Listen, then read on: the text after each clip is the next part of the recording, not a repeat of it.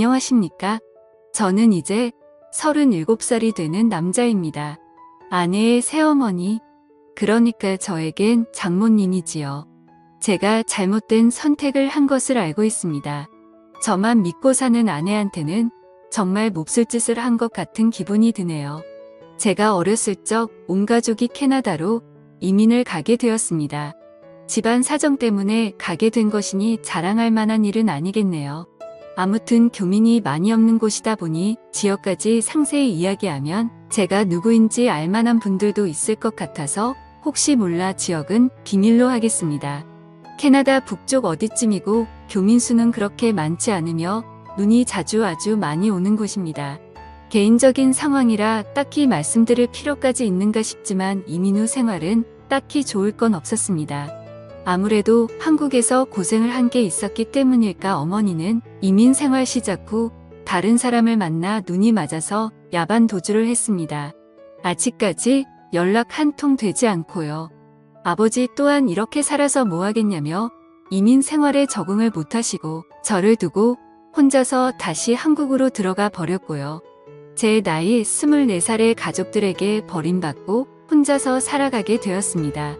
말씀드렸다시피 교민들이 많은 지역이었지만 그때는 한국 사람이 참 싫었습니다. 저를 이역만리 타국 땅에 오게 만든 사람들 와서도 저를 버리거나 저를 배신한 사람들 뿐이었으니 그럴만도 했죠. 그래서 최대한 한 명의 한국 사람들이라도 피해가며 살기 위해서 자금이 생길 때마다 조금씩 교민들이 사는 지역에서 멀어지기 시작했습니다. 그러다 보니 어느 깊숙하고 한적한 시골 동네까지 다다르게 되었네요. 2년 전에 직장에서 한 여자를 알게 되었습니다. 그녀는 제가 저 스스로를 고립시키게 만든 한국 사람이었습니다. 제가 싫다고 느꼈던 감정은 10년이 가까운 세월이 지나고 나니 변해 있었습니다. 아니, 외로움과 그리움을 많이 느꼈던 걸까요? 당시 저보다 7살이나 어린 그녀였지만 그렇게 정서도 공유하고 말도 자연스럽게 통하는 사람을 만나게 되니 서로가 자연스럽게 서로에게 끌리기 시작했습니다.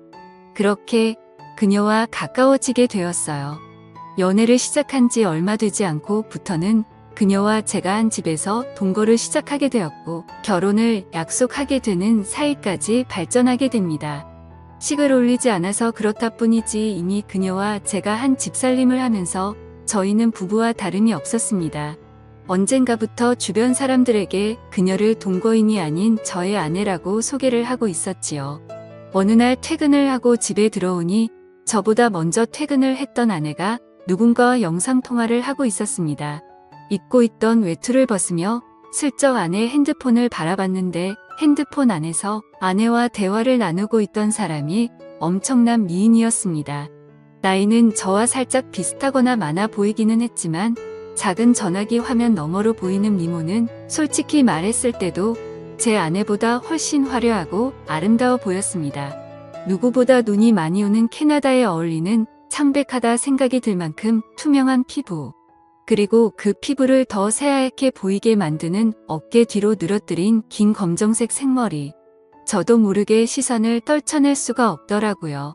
그렇게 통화하는 아내 곁을 떠나지 못하고 있는데 아내가 아빠는 잘 지내?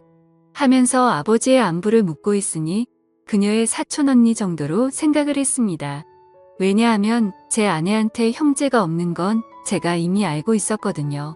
그런데 그 말을 들으니 제가 아내에 대해서 모든 걸 알고 있다고 생각했는데 그녀의 가족 구성원조차 모르다니 내가 아는 게 아무것도 모르는구나 하는 생각이 들었습니다. 이윽고 통화를 마친 아내가 저에게 다가왔어요. 아내에 대해서 좀 더 잘 알아가야겠다 반성하던 차였으니 아내에게 방금 통화한 사람이 누구냐고 물어봤습니다.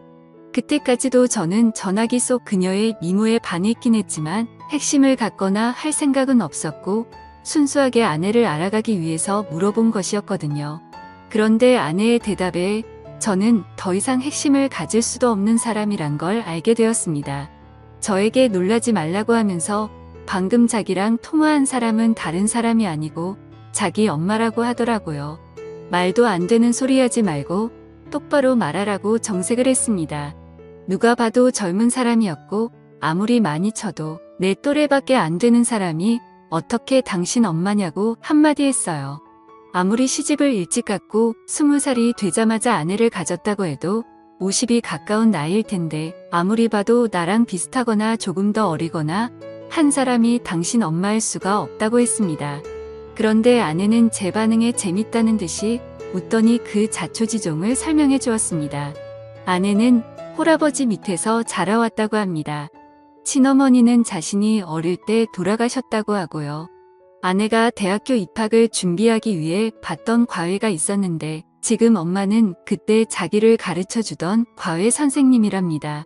언젠가부터 두 사람이 부쩍 가까워지더니 자기가 대학교에 합격하고 나서는 아버지가 과외 선생님이었던 지금의 엄마와 재혼을 하기로 했다 통보했다더군요. 또래의 새어머니를 맞으면 기분이 어떨까 했는데 아내도 아버지가 혼자서 오랫동안 외로워하는 걸 봐왔고 새어머니인 그녀조차도 같이 동고동락하며 대학교 입시를 준비하는 걸 도와줬던 사람이었으니 그렇게 거부감이 들지 않았다고 하더라고요. 오히려 아버지의 재혼을 환영해 줬다고 합니다. 그리고 새어머니인 그녀도 아내를 사랑으로 감싸주었고 친구이자 언니이자 엄마로 재혼 후에도 아내에게 지극정성이었다고 말해주더군요. 아내도 저희 말에 우리가 같이 한 지가 벌써 몇 년인데 이런 개인사도 말을 안 했다니 세상 미안하다며 다시 전화기를 들어 자기의 새엄마를 저에게 소개시켜 주었습니다. 작은 핸드폰 너머로 보이는 그녀의 모습은 아까 봤던 대로 정말 아름다웠습니다. 이번에는 먼발치가 아니라 코앞에서 보고 있는데 요즘 핸드폰 화질이 좋다 보니 호위에 있는 점까지 또렷하게 보이더군요. 그녀가 눈웃음을 치는데 저도 모르게 속에서 뭔가 불타오르는 게 느껴졌습니다. 그녀를 장모님이라고 부르려는데 입이 잘 떨어지지가 않았습니다. 인정하기 싫다기보다도 저와 비슷한 나이대의 여자에게 그런 호칭을 써도 되는가 싶은 생각이 더 컸어요. 아내는 저녁 준비를 하고 있을 테니 자기 엄마하고 통화 좀 하고 있으라고 하고는 주방으로 향했습니다. 어색해져서 전화를 끊어야 하나 말아야 하나 하고 있는데 전화기 너머 장모님도 알 수 없는 미소를 지으며 저를 바라보고만 있었습니다. 두 사람 사이에 그 어떤 말이 오가지 않았지만 저는 그녀에게 집중을 할 수밖에 없었습니다. 그녀의 앙담은 입술과 지을 듯 말듯 티도 안 나게 미소 짓고 있는 모습과 그 눈빛에 저도 모르게 그녀에게 거역을 할 수 없겠다는 생각을 했기 때문입니다. 정말 두 사람 사이에 서로 말 한마디 오가지 않았지만 어색함에 조금 불편함을 느끼던 차였습니다. 아내가 저녁 준비가 끝났다고 이제 그만 전화를 끊고 오라고 하더군요. 식사 때문에 정중하게 이만 전화를 끊겠다고 말하는데 그녀가 저를 불러 세우며 저희 개인 연락처를 물었습니다. 조금 의아했는데 아내가 가끔씩 전화를 안 받을 때가 있어서 걱정이 되고는 하니 비상 연락망 정도의 느낌으로 물어보는 거라 해서 설명하더라고요. 그런데 그날 이후로 부쩍 장모님으로부터 오는 연락이 매일 같이 오기 시작하더군요. 사소한 이야기를 하려고 전화를 했다고 싶을 정도로 사소한 이야기를 하실 때도 있었습니다. 저도 싫지만은 않았기 때문에 그 전화에 대해서 그 어떤 의문도 갖지 않았습니다. 겉으로 보이는 외모 때문인지 저에게 전화를 걸어오는 장모님을 장모님이라고 부를 수가 없었어요. 차라리 누나라고 불렀으면 불렀지 도무지 입이 떨어지질 않더라고요. 그녀도 저를 사위라고 부르는 일은 없었습니다. 하루는 아내가 같이 있는데도 계속 저에게 전화를 걸더군요. 연락을 받으니 또 전화를 끊을 생각을 하질 않아서 부담스러워하고 있는 상황이었습니다. 그래서 어떤 날에는 아예 밖으로 나가 전화를 받기도 했습니다. 왜냐하면 그때쯤부터는 장모님도 아내의 안부를 위해 거는 전화가 아니라 지극히 개인적인 용으로 전화를 걸어 저랑 대화를 나누는 사이가 되어 있었기 때문입니다. 남들 들려주기에는 조금 민망한 대화를 나누고 있었기에 아내가 잠깐 뭔가 준비하는 틈을 타서 밖에 나가서 다시 전화를 받았습니다.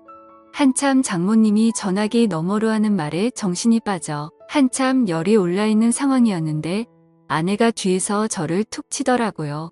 깜짝 놀라서 정말 그 자리에서 쓰러질 뻔했습니다. 아내가 누구랑 통화를 하길래 밖에서 전화까지 하고 있냐는 말에 당황을 했어요. 재혼한 젊고 예쁜 너네 엄마라고 말을 솔직하게 해줘야 하나 그런 고민을 하고 있는데 장모님이 자기가 해결하겠다고 아내를 바꾸랍니다. 저는 이제 다 들켜버린 거구나 하고 망했다는 생각을 하고 조마조마해 하고 있었습니다. 전화를 넘겨받은 아내도 처음에는 조금 심각한 표정이었는데 전화를 받고 얼마 지나지 않아서 얼굴이 활짝 피더라고요. 저는 오히려 더 의심을 사지 않을까 했는데 장모님이 무슨 말을 해서 아내의 기분을 저렇게 좋게 만든 건가 싶었습니다. 저는 두 사람이 무슨 이야기를 하는지 알 방도가 없으니 답답하기만 했어요. 통화가 끝난 건지 아내가 저한테 전화기를 건네줬고 저한테 어떻게 말도 없이 그럴 수 있냐고 묻더라고요. 장모님이 무슨 이야기를 했는지 모르는 상황에 아내 입에서 나온 말에 저도 억장이 무너지는 것 같았습니다. 이제 다 끝났구나 싶었는데 아내가 저를 와락 안아줬어요. 어떻게 돌아가는 상황인지 모르니 당황스러웠는데 아내가 기뻐하면서 하는 말이 장모님이 대충 전화로 저와 아내의 결혼식에 대해서 물어봤다는 말을 했다고 하더라고요. 그리고 일단 캐나다에서 작게 결혼식을 올리는 게 어떻겠냐며 장인어른과 장모님이 캐나다에 방문을 하겠다고 했어요. 아내는 들떠서는 기뻐하며 저보고 속이 깊은 사람이라고 했습니다. 제가 아내가 친엄마처럼 여기던 사람과 전화로 뭘 했는지도 모르고 그렇게 기뻐하는 모습을 보니 미안해까지 했어요. 아내는 캐나다에 살면서 젊은 시절에 웨딩드레스 입는 건 포기하고 있었는데 정말 고맙다며 엄청 감동한 눈치였습니다. 왜냐하면 제가 군입대 때문에 다시 한국으로 들어가기 조금 어려운 상황이라 한국에 들어갈 방법이 따로 없어서 가지고요. 아무튼 그렇게 갑작스럽게 결혼식을 준비하게 되었고 몇 달 지나지 않아서 장모님과 장인어른이 비행기를 타고 이 지역으로 도착하게 되었습니다. 아내는 오랜만에 가족들을 만난다는 생각에 기분이 한층 업되었고요. 저는 하지만 속으로 오만 가지 생각이 들었습니다. 장모님이 또 어떤 돌발 행동을 해올지 몰랐으니까요. 공항에서 실물로 처음 만난 장모님은 손바닥만한 전화기 화면 속에서 보던 것보다 훨씬 아름다웠습니다. 키도 크고 화장이 진하긴 하지만 그만큼 더 새하얀 피부가 강조되었어요. 제가 좋아했던 검은색 머리는 파마를 해서 두꺼운 웨이브를 지게 만들었더라고요. 하지만 도무지 10시간이 넘는 장거리 비행을 하고 도착한 사람이라고는 생각이 들지 않을 정도로 장모님은 아름다웠습니다. 아내가 아무리 장모님을 언니이자 엄마로 생각한다고 한들 친아버지인 장인어른만큼은 아니었나 봐요. 공항에서부터 계속 아내는 아버지 옆에 달라붙어 떨어질 생각을 하지 않았습니다. 덕분에 어디를 가더라도 어디를 걷더라도 제 옆에는 항상 장모님이 같이 있었고 그만큼 저는 장모님과 또 시간을 보내게 되었어요. 두 사람이 못 듣는다는 걸 확신하는 자리에서는 장모님이 저를 실제로 보니 어떻게 해주고 어떻게 해버리고 싶다. 뭐 이런 식으로 짓궂은 농담을 하는데 정말 저도 부끄러워서 고개가 들어지지 않더라고요. 두 사람은 2달이라는 꽤나 긴 장기 일정으로 놀러 오게 되었습니다. 그동안의 결혼식 준비며 본식도 올리고 있는 만큼 여기 구경도 하다가 가려던 계획이었던 것 같아요. 처음 2주는 시차 적응 때문에 아무것도 못하더라고요. 새벽 출근이 있어서 일찍 일어나서 보면 1층 거실에서 창밖을 바라보고 있는 장모님을 매번 마주치게 되었습니다. 물론 집안에 모두가 있었기 때문에 저도 그만큼 조심조심해야 했어요. 장모님도 그걸 아는지 살짝 다가와 제 손을 잡는 것 말고는 아무것도 하지 않았습니다. 그리고 두 사람이 시차 적응이 완전히 끝난 첫 주말이었습니다. 밖에 대설주의보가 내려와 있는데도 아내는 가족들과 나들이를 가고 싶다고 하더라고요. 장모님은 몸 상태가 조금 안 좋다고 해서 집에 쉬게 되었고 저는 아내와 장인어른을 따라 밖에 나오게 되었습니다. 차로 한 20분쯤 이동했을 때 장모님한테서 아내에게 전화가 왔어요. 눈도 많이 온다고 하고 혼자 있는 게 조금 무서워서 그런데 그냥 오늘 나가지 않으면 안 되냐고요. 아내가 아쉬워하는 분위기였지만 하는 수 없이 차를 돌려서 돌아오기로 정하려고 하던 찰나였습니다. 아내가 집에다가 저를 내려줄 테니 저라도 집에 있어 달라고 하더라고요. 아버지랑 꼭 나가고 싶다고 하면서요. 그때 저는 속으로 그날 무슨 일이 나도 나겠다는 예감을 하게 되었지만 딱히 그러지 않겠다는 말도 하지 않았습니다. 집에 오는 길에도 눈발이 꽤나 날리기에 집에 도착하면 아내가 그냥 나가지 말자고 할 수도 있겠다는 생각을 했는데 그렇지 않았어요. 정말 저를 내려주고 두 사람은 다시 출발하더라고요. 솔직히 마음속에는 제가 집에 들어가면 큰일이 나겠다는 생각이 들어서 갈까 말까 많이 망설였습니다. 그런데 눈이 너무 내려서 결국 집으로 들어갈 수밖에 없었어요. 집 안에 들어가니 장모님은 거실 소파에 누워서 잠에 들어 있었습니다. 잠자는 모습이 참 아름답더라고요. 그래도 이렇게 주무시고 계시니 다행이다라는 생각이 들었습니다. 이불을 꺼내와 자고 있는 그녀의 위로 덮어주었고 소파에서 잠든 그녀를 뒤로 하고 저도 방에 들어가서 잠을 청했습니다. 한두 시간쯤 잠을 청한 것 같은데 아내한테 전화가 왔어요. 결국 제 예상대로 눈 때문에 갇혀서 이틀 정도는 오도 가도 못하게 되었다는 소식을 전하더라고요. 저는 그 말을 들었을 때 이미 모든 걸 포기해버렸습니다. 이틀이라는 긴 시간은 제가 제 의지로 저를 다스릴 수 있는 시간이 아니라고 생각을 했어요. 그 길로 저는 거실로 나가 잠든 장모님을 깨웠습니다. 사정을 설명하고 그래서 우리는 이틀 동안 단둘이 이 집에서 지내게 되었다고요. 잠에서 덜 깬 장모님은 저를 보고 슬쩍 웃더라고요. 이제서야 방해꾼이 없어졌다는 말을 하고서는 말이죠.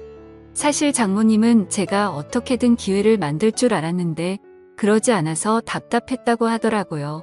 오늘 짧게나마 같이 있게 된 줄 알았더니 이렇게 길게 같이 있게 될 줄은 몰랐다고 하면서요. 저도 이 상황을 기대하기는 했지만 그렇다고 마냥 이 상황을 즐길 수는 없었습니다.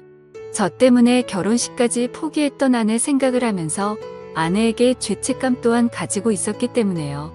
그래서 제 옆에 너무 가까이 붙는 그녀에게 너무 가까이 서 계신 것 아닌가요? 라고 말을 했더니 그녀가 제 입을 틀어막으며 오늘만큼은 장모님이 아니라 그냥 누나가 하고 싶다고 누나라고 불러달라고 하더라고요. 그날 장인어른이 집에 들어온 건 예상했던 이틀보다 빠른 다음 날이었습니다. 문이 열리는 소리에 정말 쏜살같이 재빠르게 제 방으로 뛰어서 도망을 가버렸죠. 장인어른이나 아내는 당연히 장모님과 저 사이에 그런 일이 있었을 거라고 생각하지는 않은 눈치였습니다. 두 사람 다 그냥 눈이 얼마나 왔는지만 이야기하지 저와 장모님이 둘이서 집에서 뭐 했는지는 관심도 없었으니까요. 장모님은 그날 저를 따로 불러내서 또 폭설이 오지 않는다면 어제의 일은 가족들을 위해 우리만 간직하자고 말을 해왔습니다. 그렇게 정말 거짓말같이 더 이상 눈은 내리지 않았고 예정대로 집 근처에 있는 성당에서 두 분의 축하 속에 아내와 저는 결혼식을 올렸지요. 저는 아내에게 비밀을 간직한 채 결혼 생활을 이어가고 있습니다. 장모님은 귀국한 날 이후로 저에게 개인적으로 연락하는 일이 많이 줄어든 상태입니다. 한 번은 장모님과 영상통화를 하고 있을 때 제가 귀국 얘기라도 하면 장모님이 우리 사위가 보고 싶다면서 자기는 캐나다에서 눈이 많이 오던 그날이 아직도 기억이 난다고 하십니다.